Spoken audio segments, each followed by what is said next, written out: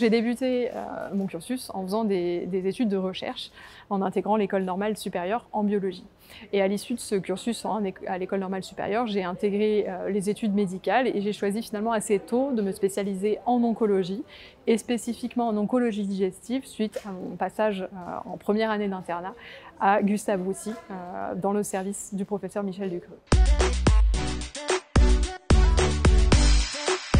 C'est une maladie qu'on ne soigne pas encore, et notamment les cancers digestifs, ça fait partie des cancers les plus graves.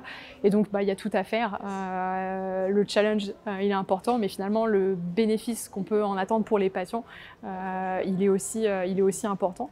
Et puis après, il y a une dimension très intellectuelle qui est qu'en fait c'est aussi intéressant de comprendre pourquoi une cellule elle marche moins bien, pourquoi une cellule elle devient un cancer, et comment on peut faire pour soit faire en sorte qu'elle ne soit plus cancéreuse, soit essayer finalement d'être plus malin que le cancer et de réussir avec les différents traitements à tuer ces cellules cancéreuses pour pouvoir guérir nos patients.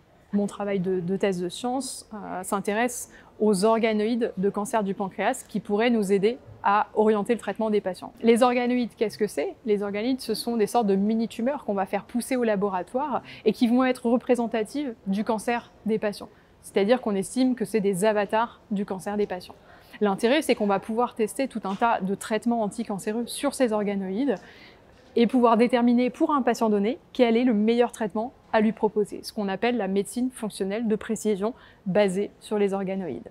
Le deuxième projet, c'est un projet qui s'appelle YODA, pour en anglais Young Onset Digestive Adenocarcinoma, qui s'intéresse au cancer digestif des jeunes. Donc, en cancérologie digestive, un patient jeune, c'est un patient qui est diagnostiqué avant l'âge de 50 ans.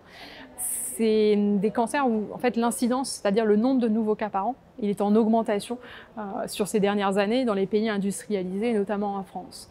Et en collaboration avec le docteur Smolensky, on travaille sur les facteurs de risque, les causes de ces cancers digestifs jeunes.